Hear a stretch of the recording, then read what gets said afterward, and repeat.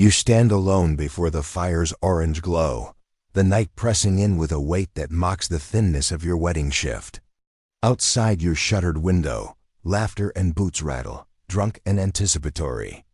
Let them jeer, you think, your hands clenching around the edge of the coarse bed linen, a sheet scrubbed clean for the spectacle you never asked for. From the darkness, you hear your mother's warning. Whatever happens, Margot, there must be blood. Her voice is a cracked reed. Your father, silent as the grave, wouldn't meet your eyes. In the village, marriage is not the beginning, but a test.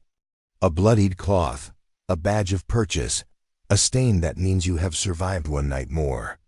It does not matter that you have never been alone with a man. Your body is already evidence for the court outside.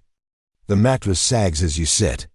Each heartbeat is a drum summoning judgment, centuries before TikTok, but with 100-fold more spectators.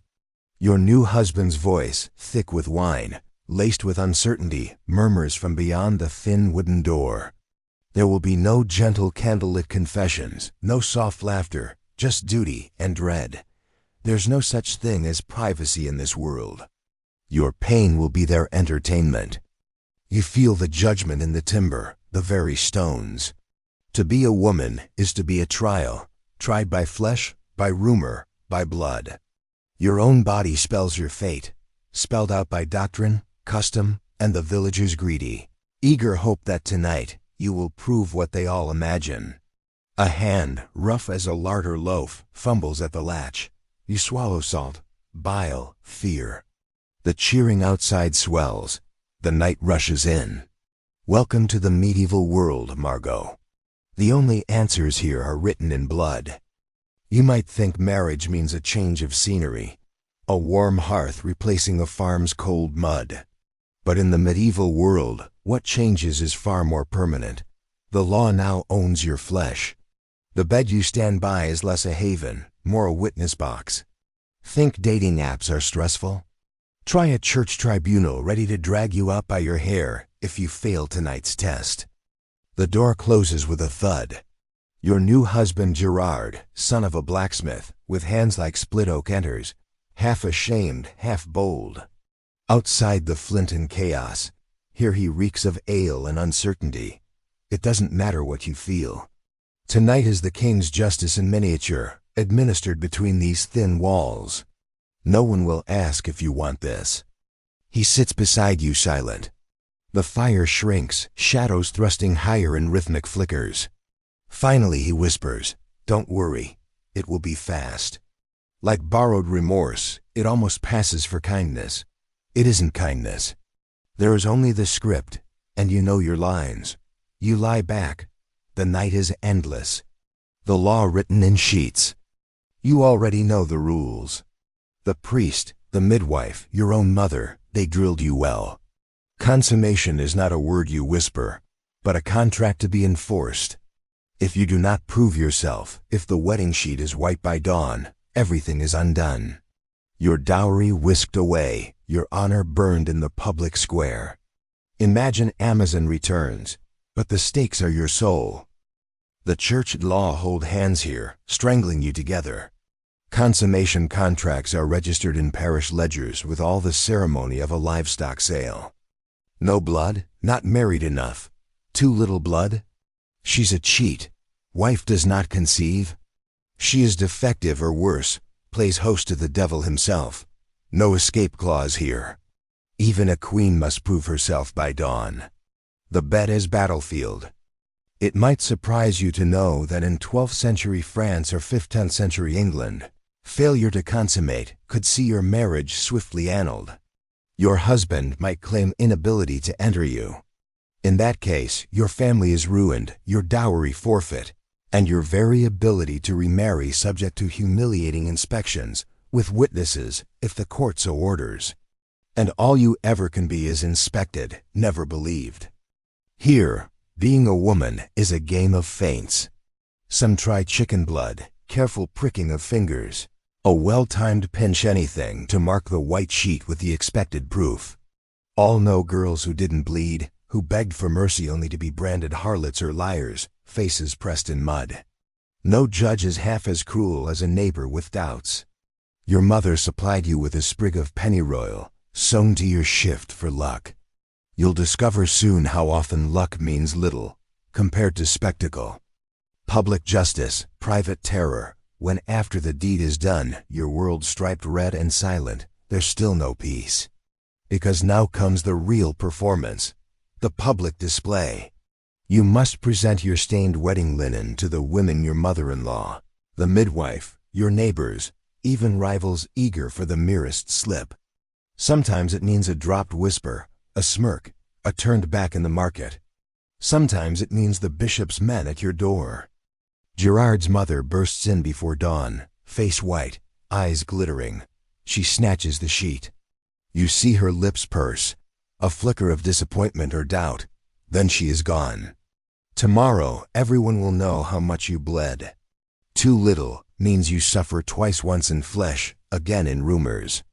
And you realize all at once, this isn't about sex, it's about control. The villagers care less about what actually happened, what you feel, than about whose story covers the dawn. Whispers behind the fire. Back at the hearth, you listen to the stories. Remember Cecile? Didn't bleed, and they said she was a whore. They found out about Jeanette. Her husband tried 4 times, 4 women watching. The cruelty is always casual. Humorless, except when it's about someone else. There's a patron saint for battered wives, you know, the old midwife says, voice dry as straw. Used to be, if you scream too loudly, they'd call a priest and a judge. Now they just say you're frigid. You learn early to keep your terror silent. Soon, you barely remember the first night. The rules fade into background normal, like rats or rot. A scream in the night, but not tonight. Tonight, as you huddle under rough wool, the wind shifts. Outside, echoing through stone and mud, a sound. Not laughter, but a wail, almost wolfish. Was it pleasure or pain? Or our favorite medieval genre, accusation? Gerard's breath, beside you, is sour with fear. He murmurs a prayer you barely understand. The rumor will spread by sunrise. Some other girl, some other marriage, some other flesh found wanting. And you? You sleep only when dawn has almost broken. Heart pounding, mind racing, you wonder, how many nights until the sheets are not enough? Bloody doctrine, church, sex, and the price of desire. It's the second morning of your marriage, and the sun picks out every sinful grain of dust motes in the air. You've survived your first trial by linen and blood. But survival, in this world, is never a finish line. Outside, the village never truly sleeps. The baker's wife already eyes you, lips pursed, while the midwife huddles with the priest in the square. Gossip traveling on the wind. But of all the eyes upon you, none press so heavily as those of the church, sharp, invisible, everywhere, like teeth behind every prayer. The church, warden of your flesh. You've always known the sermons. Behind the altar's soot-crusted marble and the high notes of incense, the priest preaches a familiar tune. Flesh is filth. Pleasure is poison. Marriage is only a grudging concession, a means to keep the world peopled and property flowing from sun to sun like blood from an open vein. Your body isn't yours. It is a gateway, a weak point, sin's favorite handhold. The rules should fill a book, and for a moment you imagine it, the ecclesiastical Kama Sutra, except every position is simply missionary, under threat of eternal damnation. Sundays, feast days, Lent, Advent, anytime your husband's desire flares on the wrong weekday, you're both threatened with centuries of fire. No morning sex after sunrise. No embracing while naked for the sake of warmth. Above all, never, ever for pleasure alone. Fornication within marriage, the priest once warned, is a heresy of the body. How quaint, you might think, from a safe future with podcasts, sex positivity, and therapists. But here, a single rumor, a single whispered transgression, is enough to drag you to confession. Or worse, public penance, or in the cruelest towns, the dripping shame of the stocks. The confessional, a room of shadows. The confessional, a small wooden box in the freezing nave, is its own theater of misery. When you kneel, the wood creaks like old sin. The darkness is thick, damp, its only companion the faint aroma of sweat and beeswax. You whisper, "Bless me, Father, for I have sinned." That's the ritual, but what follows is improvisation, personal, searching, perilous. It matters little what you say. The questions come regardless. Did your husband touch you with lust? Did you feel pleasure, however fleeting? Did you resist, even in thought, the conjugal act? Each yes or no is a doorway, and all the exits lead to penance. You've heard of women forced to fast for weeks, flogged before the altar, or sent to scrub the church steps with knees bare and raw. Others, those less fortunate or less well-liked, simply vanish after confession. The men say they've run off to sin. The women whisper about the bones found years later, tangled in roots.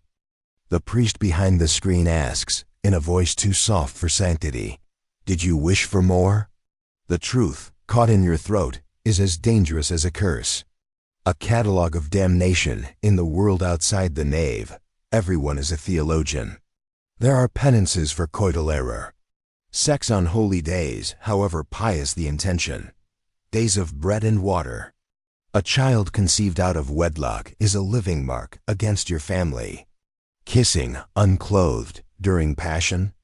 7 years penance, sometimes more if the wrong person hears of it. Mutual enjoyment. The devil's work. If the stories are to be believed, your own great-aunt knelt for a full year after laughing during the marital act. Laughter, here, is a rebellion of the flesh, not joy, merely evidence. In the space between sermon and suspicion, people imbibe doctrine as readily as ale.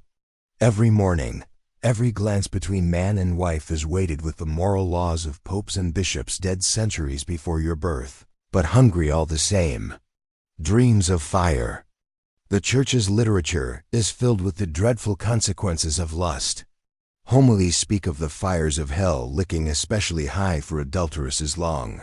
Loving descriptions of worms writhing in genitals, flames roasting wombs and breasts.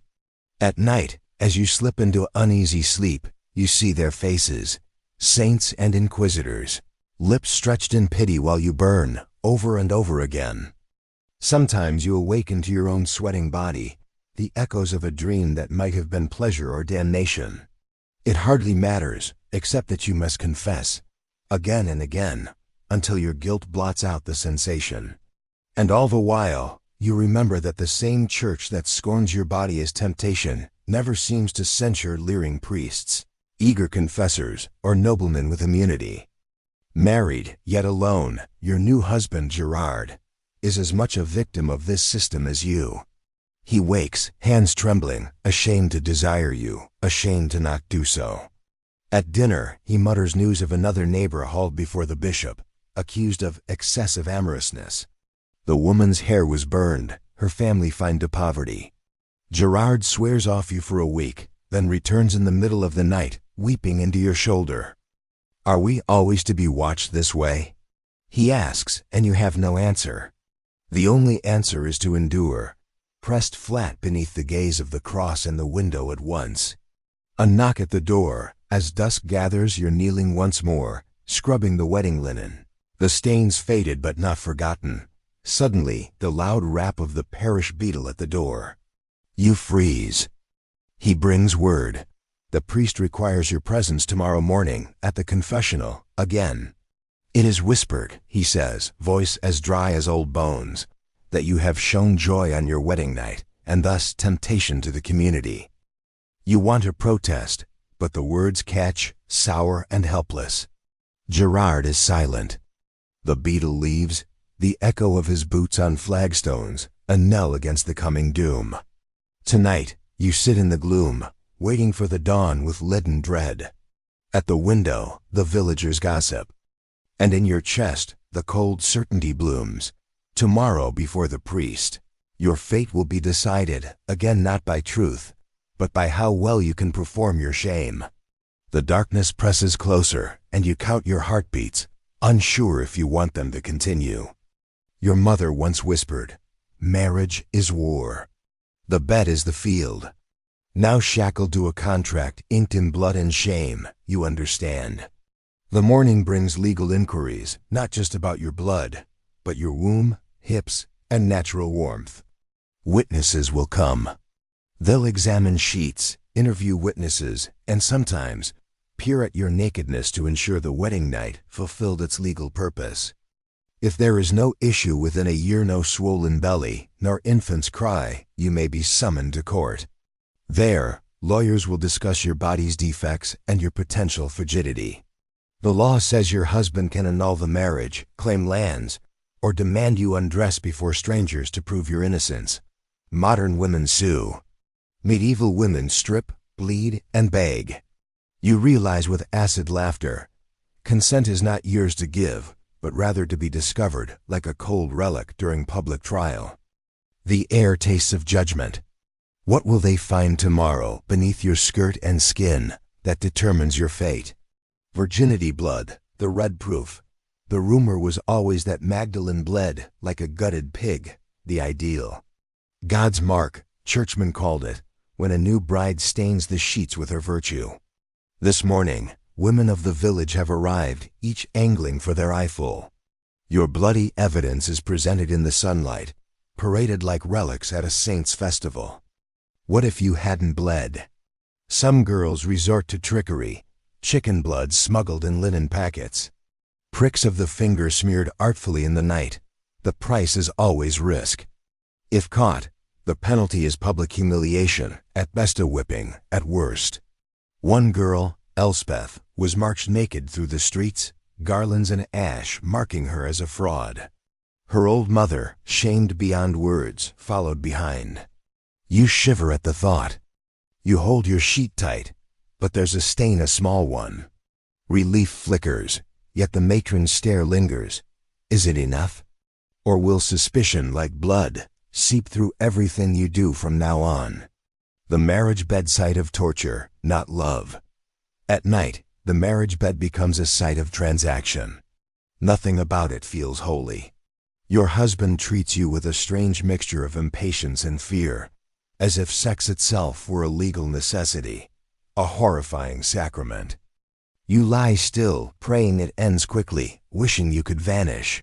Sometimes he lectures you on proper posture, as learned from confessor or village gossip. No straddling, never from the rear, absolutely no noise. The only proper position is missionary, and even then with grim silence. If you slip or moan, he might call you a whore, accuse you of inviting demons, as the priest warned. When a woman in the village is accused of lewd acts, they tie her to a post, chanting psalms. Afterward, you're told, she's forced to kneel at the altar, nude save for a sackcloth, as children throw stones. You hear the chanting even now, echoing in your skull. How easily it could be you, for one errant sigh in the night. Myths of the wandering womb. By daylight, you hear whispers about wandering wombs. Learned men argue your uterus might travel up your body, strangle your breath, drive you mad if not anchored by frequent marital sex. If you show signs of sadness or disobedience, the midwife clucks, blaming your roving chamber. Eco-friendly birth control, pagan herbs, leeches or cold water baths, is criminalized as sorcery. Women who know too much about such practices disappear, sentenced to the flames as witches. You look around and see tired mothers with haunted eyes. Each failed pregnancy is blamed on your alleged aversion to marital duty. Each miscarriage might be proof your womb is plotting escape, sabotaging man's right to heirs. You clutch your stomach and wonder, could your insides truly betray you? What if your womb is plotting escape this very night? Deadly birth control and hidden remedies. Of course, some women risk secret remedies. Bitter seeds, rue-infused wine, concoctions boiled in secret long before dawn. Midwives exchange coded recipes, a language of survival whispered in shadow, punishable by death. Urban legends crawl through the town square. One woman died choking on valerian, another bled to death after using pennyroyal extract. When discovered, the remedy, like the woman, is destroyed by fire. The men call it battle against evil, but you see it for what it is: Women trying to control two things still forbidden: sex and survival. When your period is late, you seek the midwife's counsel. She touches your arm, her eyes full of the knowledge that could kill both of you. Is the true poison in the herbs or in the hands of the men who hunt the women who use them? Demonic nightmares, the visit of the incubus. Tonight, you wake breathless, pinned beneath invisible hands. The church explains your night terror as a demon, the incubus who visits sinful women and leaves them marked. The priest will preach that rape by spirit is God's punishment for lustful thoughts, regardless of your will. Women whisper about bruises found on thighs, strange seed inside them by morning. Blame lands squarely on the woman, never the demon. You recall the story of Talia, accused of inviting the devil with her size stripped and lashed into confession. Even her tears were suspect, proof of unrepentant desire. You realize, shuddering, that true horror is not the demon above you, but the men it empowers to punish women like you. When nightmares end, the real torture begins in the daylight, with God and men watching. Who really visits your bed each night? Medical delusions, orgasm, rape, and cures.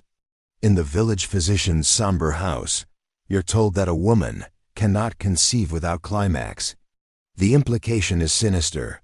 If you bear a child after alleged rape, it must have been pleasurable.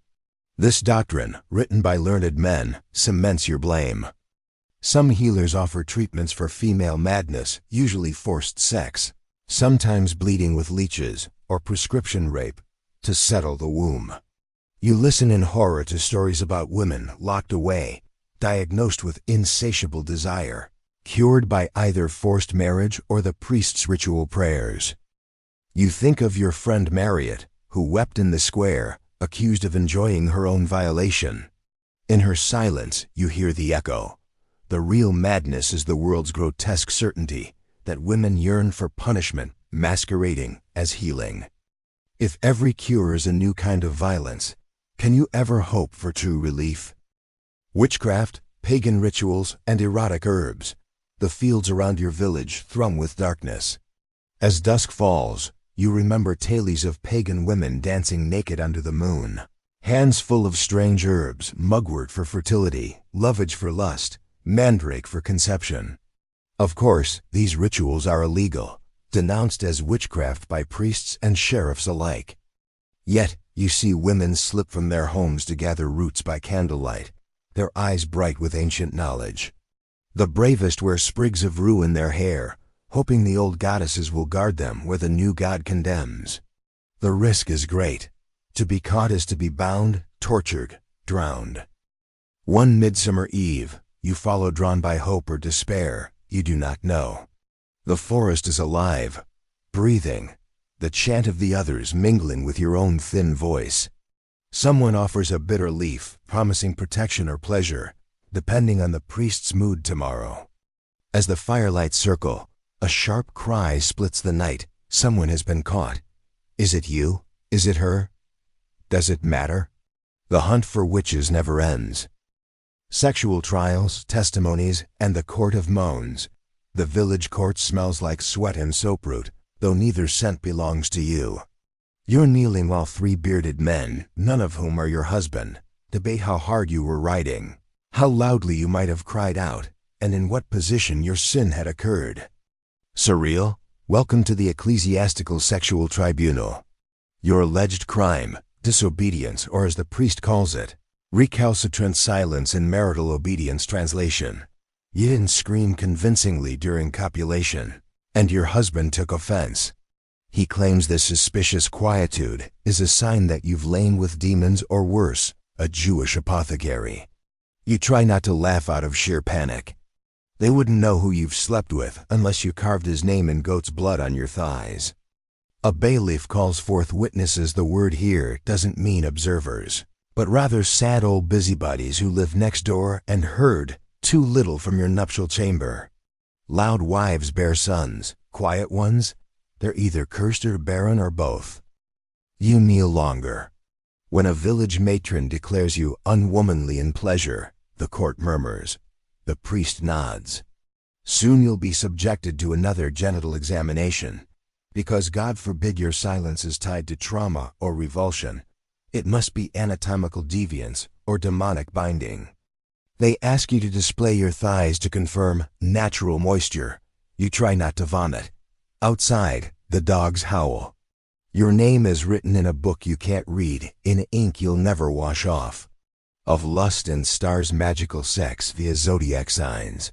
Your period hasn't come in months, which, in this era, means one of two fates. You're blessed or you're cursed. Naturally, your father-in-law hires an astrologer one who smells like cloves and guano. He unfurls a massive astrological wheel as if it's the face of God itself. According to him, your sign indicates a fiery womb under Martian influence, meaning you were destined to be both lustful and fruitless. Bless the stars. Your husband is Taurus, known for virility, gluttony, and horned stubbornness, which, according to the priest, means your marital imbalance is celestial treason. Medieval physicists believed your zodiac sign affected everything from the wetness of your genitals to your likelihood of producing twins. So now your sex life depends not just on your mood or your trauma, but where Saturn was rising the night you were born. The astrologer mutters that your Venus is retrograde, which convinces the crowd that your failure to bear children is due to astral whoredom. His solution? Sex during sacred conjunctions, which must be overseen by a priest to ensure divine alignment. You nearly laugh until you realize he's serious. You're marked for ritualized copulation, timed according to the stars, judged by men who haven't washed in 4 Lenten seasons. The full moon returns in 3 days, so does the priest. You're to be naked, clocked by the constellations, and cleansed in goat milk. Love is astral, apparently, and terrifying. The public pillory of desire. A woman's moan was a dangerous sound. The next village over, one such moan led to disaster. Sarah, a young widow with fiery hair and allegedly a purring voice, was overheard enjoying a tryst in the hayloft. Unfortunately, the local blacksmith's wife heard her and ran straight to the sacristy, claiming demonic possession. You watch, trembling, as they drag Sarah into the square. She's chained to the public pillory, her head bowed, breasts bared, skin streaked with ash and bay leaves, a purification technique they call modesty fire. It burns. They chant psalms about restraint while children lob spoiled food at her. And this theater is intended to correct female vocal sign. A woman's scream during rape is proof of morality. But a moan during consensual passion? That's witchcraft. They list every sound she made, the fluttering, the gasping, suspicious rhythmic exhalations. You gasp. Your sound's suspicious too. The priest proposes she be exorcised or buried for a night in a tick-infested cave. Your knees go weak. As Sarah is dragged away, you wonder, almost mechanically, which of your own memories could sentence you next. The erotic geometry of cleanliness. You bathe once a month on a feast day, in brackish water contaminated by cows, children, and saint statues. Modern dermatologists would weep, but medieval physicians believed too much cleanliness stirred the humors, making people susceptible to lust. A clean woman was dangerous because her smell could tempt monks. Bathhouses were temples of sin, which is why they were closed or turned into cells by the pious. Should a woman smell of lavender or rosemary, she was assumed to be a temptress or prostitute, or worse, someone who enjoyed bathing. Your husband once berated you for washing your legs with rosemary oil. It stirs men's sap, he muttered, a medieval way of saying it gave him impure thoughts. Naturally, rather than celebrate the chemistry, he recommended penance. Peasants believe certain herbs make you more fertile. A sprig of thyme near the groin, crushed fennel under your tongue. Others ward off lust entirely. Rub yourself in nettles daily, whispers one toothless aunt. Stops temptation cold. You tried the nettles once.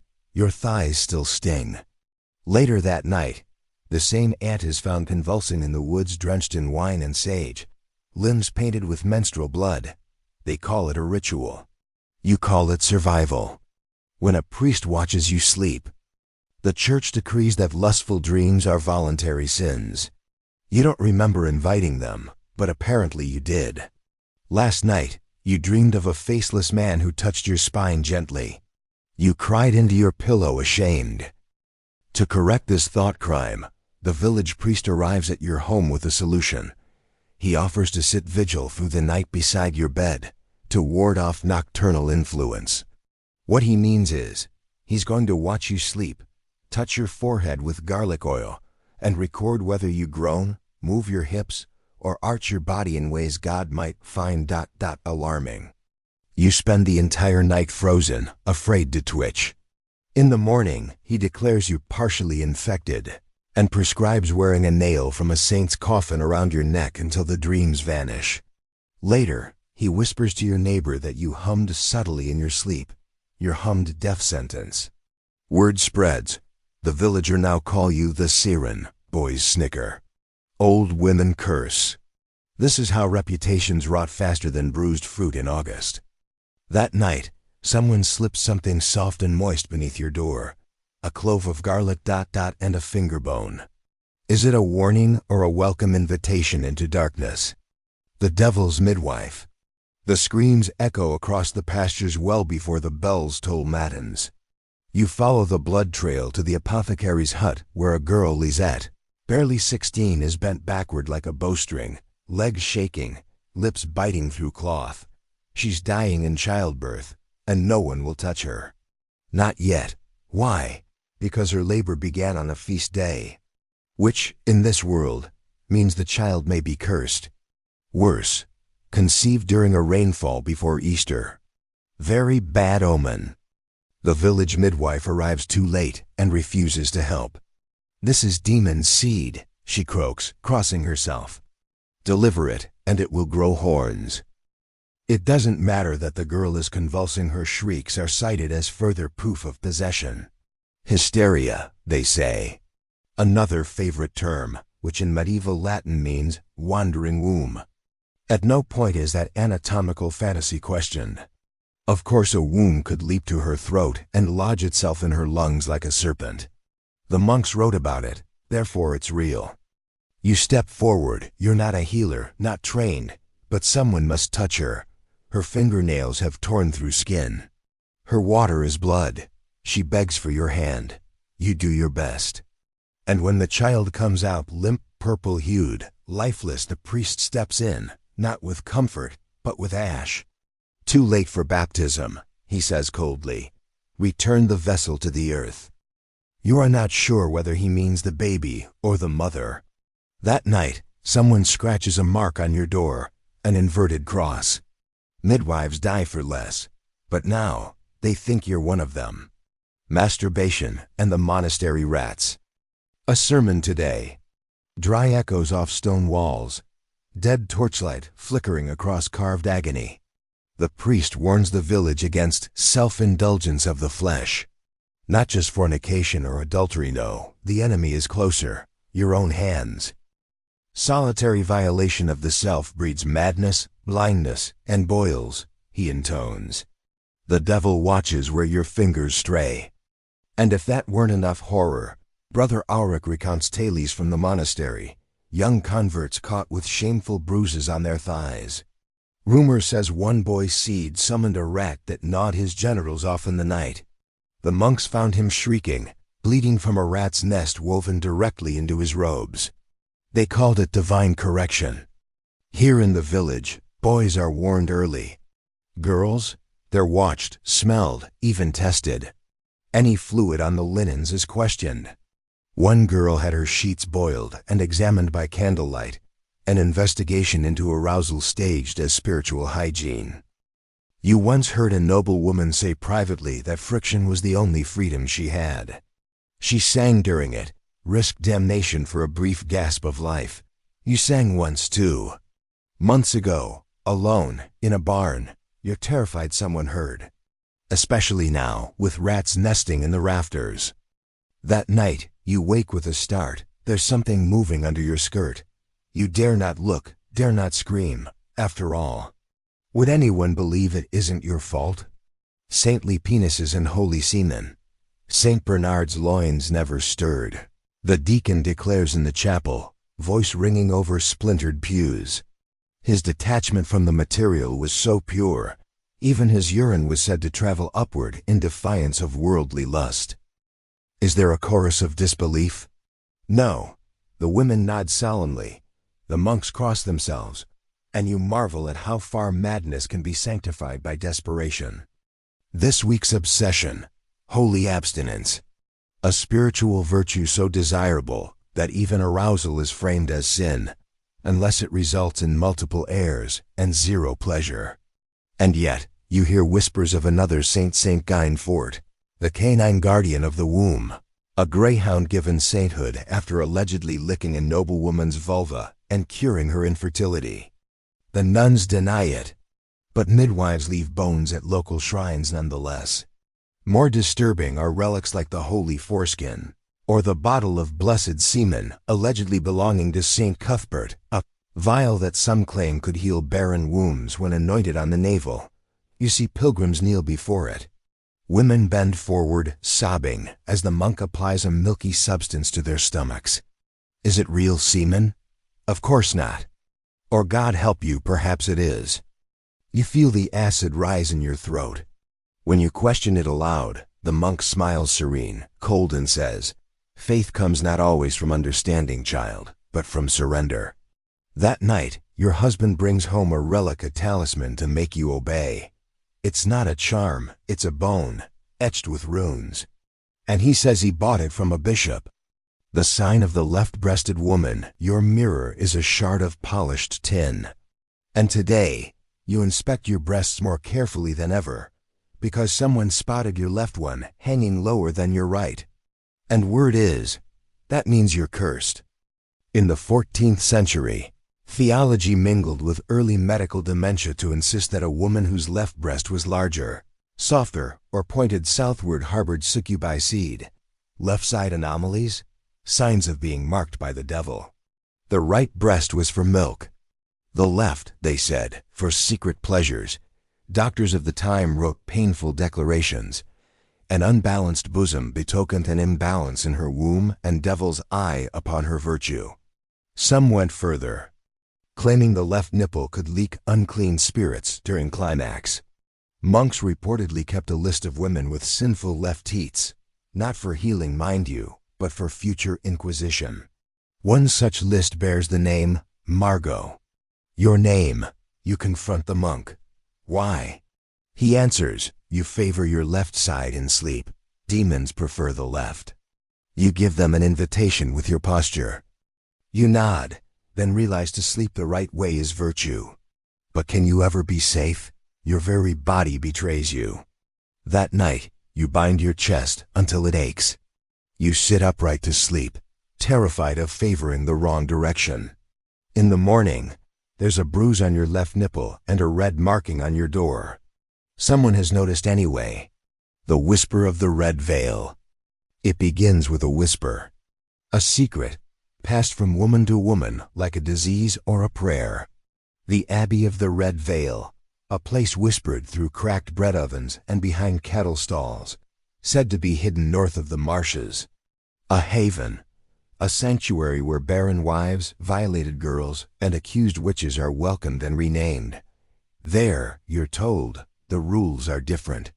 Sex is not watched, skirts not inspected.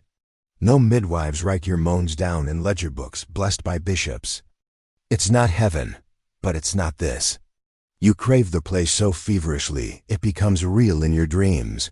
A stone tower surrounded by crows, run not by monks but by women in red hoods. You've never seen it. But every third girl accused of lewdness claims she dreamt it the night before the priest came knocking. One dream becomes two, then a voice. You hear it in your sleep. Come north, come lightless. You hide a red ribbon under your mattress that night. And when you wake, someone has braided it into your hair. Did you do it yourself? Or has someone else already marked you for escape or for sacrifice? Either way, you are being watched. Confessions of the flesh, the priests who touch. It's supposed to be repentance. You sit in the dark confessional booth while Father Theobald asks you to recount every impure thought since last harvest. This is your 5th confession this month. There isn't enough sin in your bones to satisfy him, but he keeps pressing. When your husband takes his right, he whispers, "Do you ever rise to meet him?" You pause. You shifted your hips, he says. Not a question, a statement. You invited him. You encouraged. That's pride, child. That's Eve. His breath is sweet with figs and wine. You feel something foreign, your pulse no longer fear, but rage. He slides open the small partition and reaches through. "For cleansing," he says, and lays 2 fingers on your chest. You forget how to breathe. This is called a manual exorcism of the breast. Church approved, if she's suspected of pleasure. You try to move, but his fingers fasten tighter, trembling. He is shaking. So are you. This is why many women don't confess at all. Because purification and defilement here often arrive in the same hand.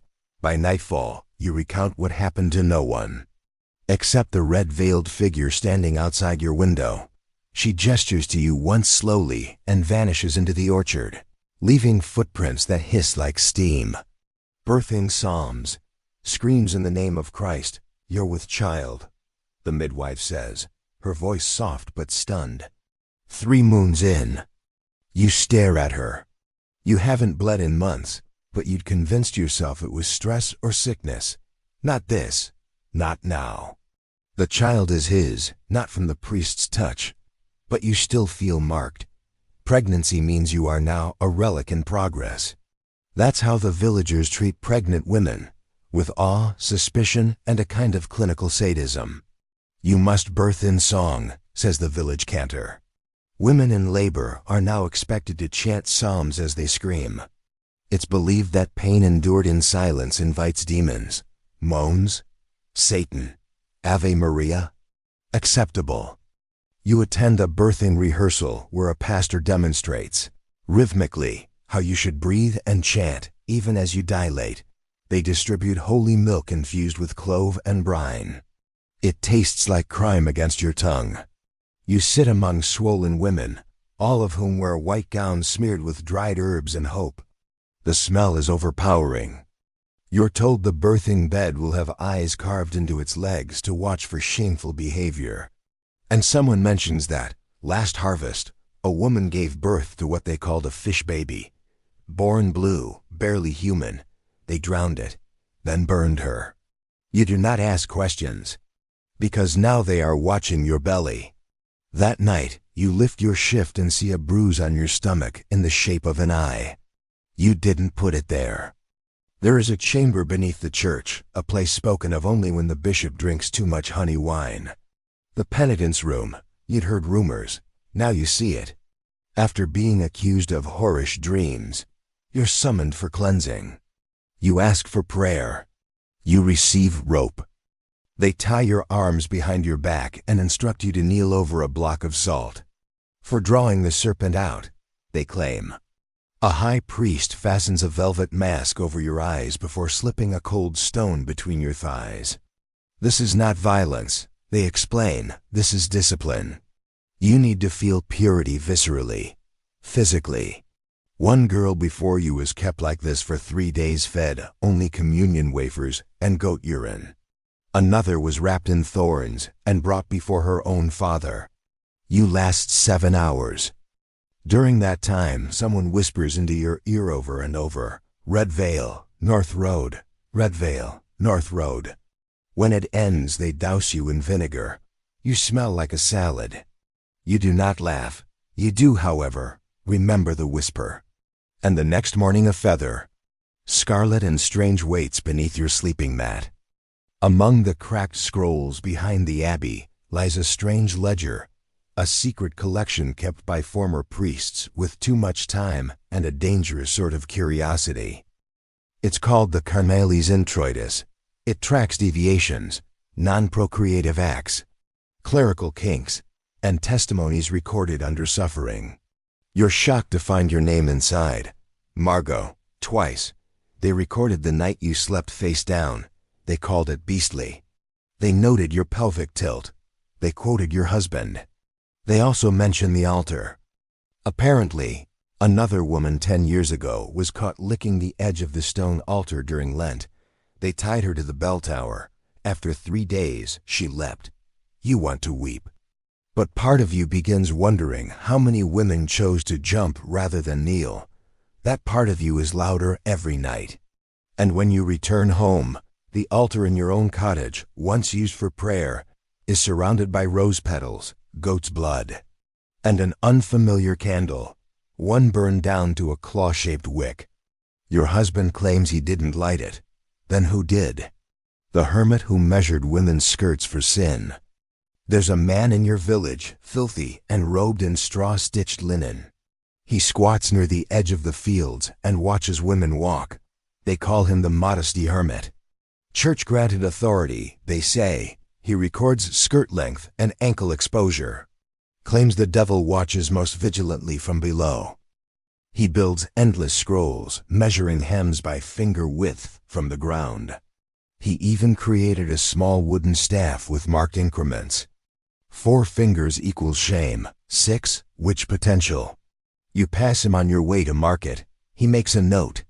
Later that day, a patrol of clergy come to your home and ask to see your sewing measurements, as proof you haven't secretly shortened anything.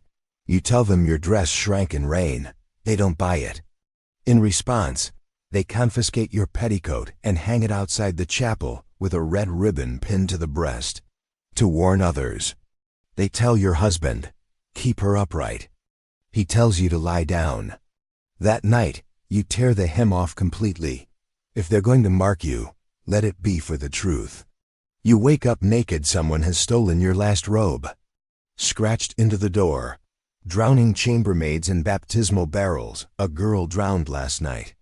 Sabine, 15, chambermaid to a mid-ranking cleric who liked his wine sweet and his women frightened. She was found in a rain barrel behind the chapel, her nightdress soaked with oil and a rosary tied around her neck. The church calls it a cleansing accident.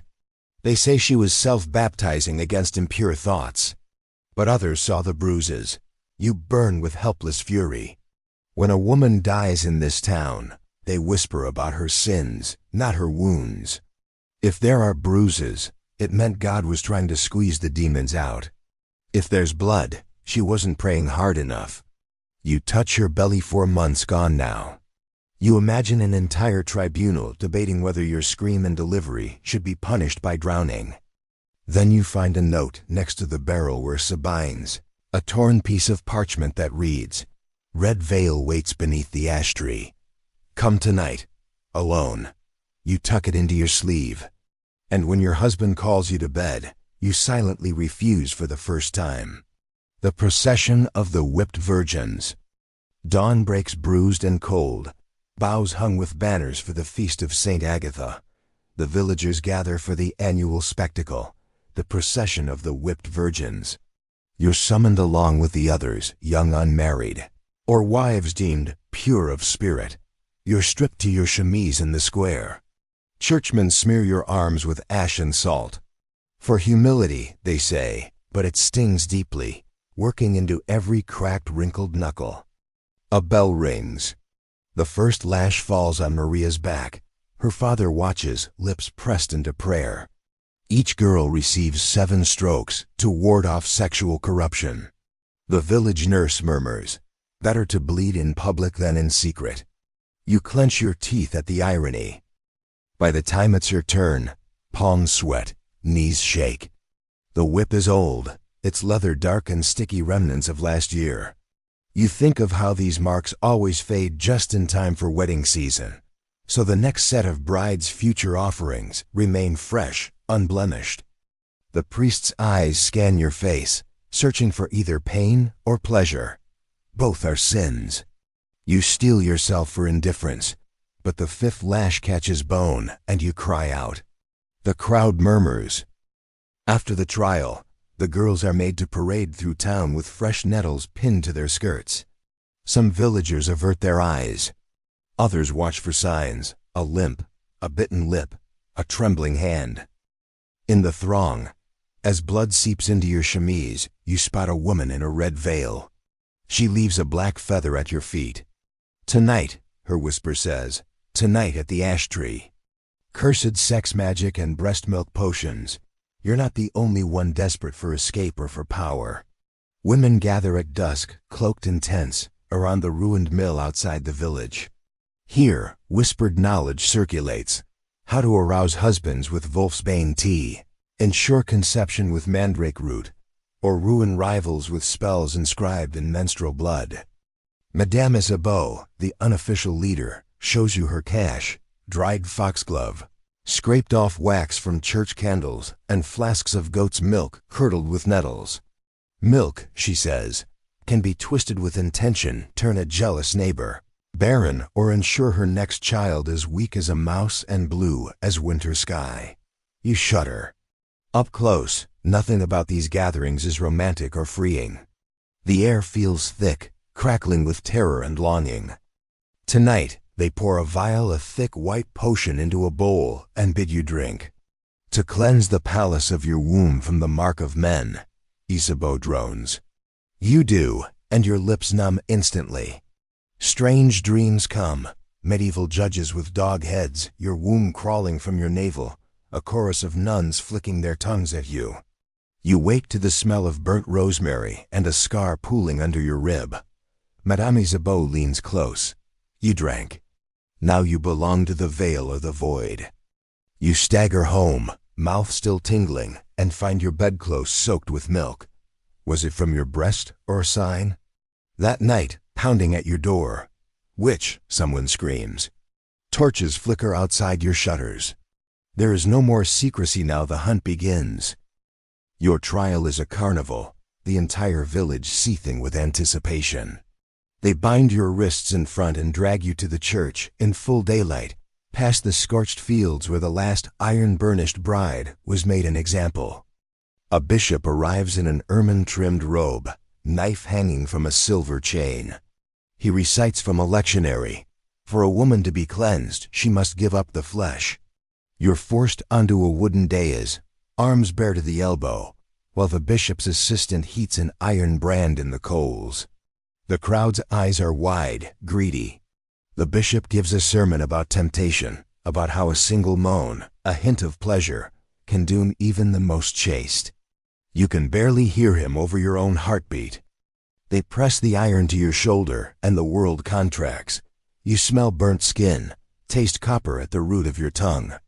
The bishop murmurs a prayer, then nicks your thigh with his knife, collecting the blood in a bowl, confident the villagers will drink it for spiritual fortitude. You are not screaming. You are floating. They carry you, still conscious, to the riverbank. They say if you float, you are a witch. If you sink, perhaps a martyr. Numb and half-blind, you see the red-veiled woman's face flickering among the reed's lips, mouthing a single word: run. Margot's escape into the woods where witches live. Dusk clings to the earth as you stumble, marked and bloodied, through bracken and thorn. Shouts rise behind you: "Witch! Demon's bride! Bring her back!" You run, heart pounding, hands pressed to the iron-burned skin. The wind tastes of old bones and dead saints. At the ancient ash tree, the red-veiled woman waits, torch poised, eyes agleam in the growing dark. She does not ask questions. She tears your ruined dress and binds your wounds with a mixture of valerian and soot. "To walk with us is to unlearn fear," she whispers. You follow her through thick, haunted forest, past ruins where black candles melt beside painted idols, to a clearing circled by women with faces half lit by flame. Here, no one washes you of your sins. No one checks your sheets, measures your skirts, or listens for the forbidden music of your pleasure. They greet you with food and silence. And the woman in the red veil? She pulls back her hood, and you see the burn on her shoulder is shaped exactly like yours. You are no longer Margot the punished, Margot the wife, Margot the accused. You are Margot of the woods.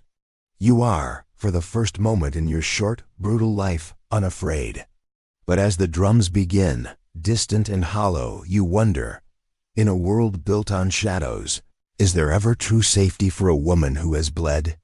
The woods echo with laughter, half sorrow, half defiance, as the last light dies.